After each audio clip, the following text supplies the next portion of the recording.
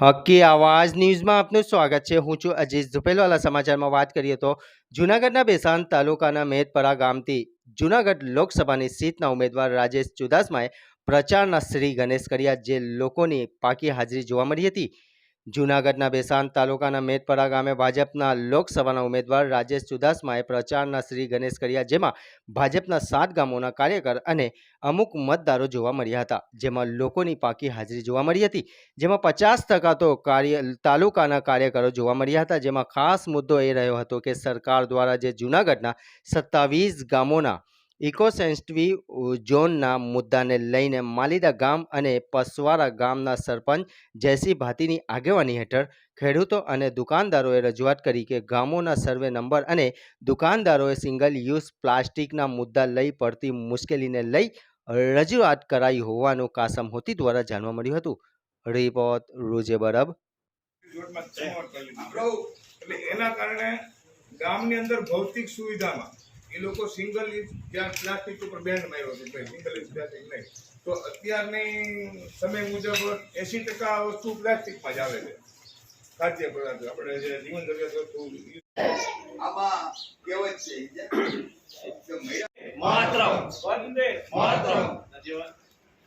આજના મેદપરા મુકામે બેઠકમાં ઉપસ્થિત આપણા જિલ્લાના અધ્યક્ષ કિરીટભાઈ, તાલુકા ભાજપના કરવાની તક આપી છે। 2014ની લોકસભાની ચૂંટણી જોઈએ, 2019ની લોકસભા છે ત્યારે આપણે બધાય કામે લાગીએ અને જ્યાં જવું પડે ત્યાં જાય અને આપણા ઉમેદવાર રાજેશભાઈને આપણા મત વિસ્તારમાંથી સારામાં સારી લીડ મળે એવી આપ સૌ પાસે અપેક્ષા રાખું છું। ભારત આગેવાનો છે મનસુખભાઈ, મોહનભાઈ પીપળિયા, નમુભાઈ માળવિયા, એ બધા આવો રાજેશભાઈનું સ્વાગત કરો। મોહનભાઈ, મનસુખભાઈ, અને મોહન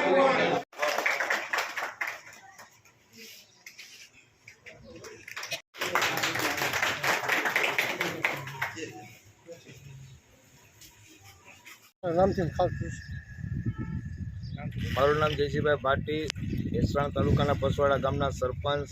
આજે અમારા બાજુનું ગામ મેંદપરા ગામે જૂનાગઢ સાંસદ શ્રી રાજેશભાઈ ચુડાસમા મતદારોની મુલાકાતે આવ્યા હતા। એ દરમિયાન પસવાડા ગામના ગ્રામજનો અને માલીડા ગામના ગ્રામજનો અમે એકસાથે મળી અને 100 માણસો જેવાની સંખ્યા થઈ અને રાજેશભાઈને ઇકો સેન્સિટિવ ઝોન જે લગાવવામાં જંગલ ખાતા દ્વારા આવ્યો છે, એનાથી અમારા જૂનાગઢ જિલ્લા અને ભેસાણ તાલુકાના 27 ગામના સર્વે નંબરો અને ગામ તળો ઇકો સેન્સિટિવ ઝોનની અંદર સામેલ કરવામાં આવ્યા છે।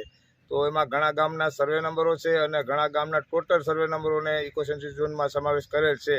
તો જે ગામના સર્વે નંબરો ખાલી ખેતરો સમાવેશ કરવામાં આવે છે એ લોકોને તો એવો બધો ગંભીર પ્રશ્ન નથી, પણ હાલ અમારા જે ટોટલ ગામના સર્વે નંબર ગામતળ સહિત ઇકો સેન્સિટિવ ઝોનમાં જાહેર કરેલ છે, એ ગ્રામજનોને, દુકાનદારોને, ખેડૂતોને હાલાકી મોટી સંખ્યામાં પડી રહી છે।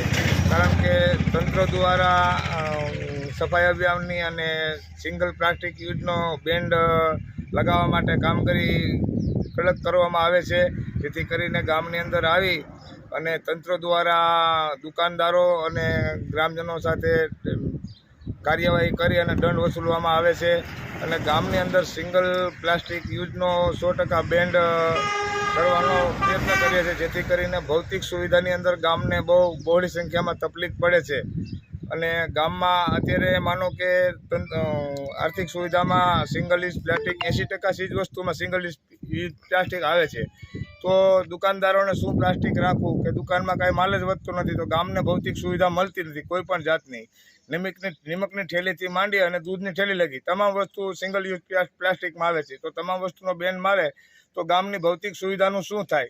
તો અમે આજે 2 ગામના લોકો મળી અને રાજેશભાઈ ચુડાસમાને રજૂઆત કરી છે, સાંસદના ઉમેદવારશ્રીને, કે ભાઈ અમારા ગામોને, બધાય ગામોને, અન્ય ગામોને ખાલી સર્વે નંબર ખેતરના જ છે કે બધાય ગામોને તમે એવા વર્તન ગેરવર્તન ન ઉપરથી આ લોકો કરે કે ભાઈ અમુક ગામના સર્વે નંબર ને અમુક ગામના ટોટલ સર્વે નંબર। ભાઈ અમારા ગામને ગામતળ ખાલી ગામતળ પૂરતો પ્રશ્ન ઇકો સેન્સિટિવ ઝોનથી બહાર કાઢી આપે ને તો ગામની ભૌતિક સુવિધામાં અડચણ ન આવે ને ગામના લોકોને ભૌતિક સુવિધાની અંદર સારી રીતે સુવિધા મળી શકે, એ માટે રજૂઆત કરી અને સાંસદ શ્રીના ઉમેદવાર રાજેશભાઈ ચુડાસમાએ અમારી પૂરી રજૂઆત સાંભળી અને સુખદકારક થોડાક અમને એને જવાબ આપ્યો કે ભાઈ આ બાબતની પિટિશન અમે દાખલ કરેલ છે, કેન્દ્ર સરકારમાં ચર્ચા કરેલ છે અને આ વિશે અમારી સરકાર તરફથી લડત ચાલુ છે અને ચૂંટણી પીતા પછી આનું કોઈ પણ જાતનું કંઈક અમે નિરાકરણ લઈ આવી અને પબ્લિકને સુખદ સમાચાર આપશું એવો વિશ્વાસ આપ્યો છે.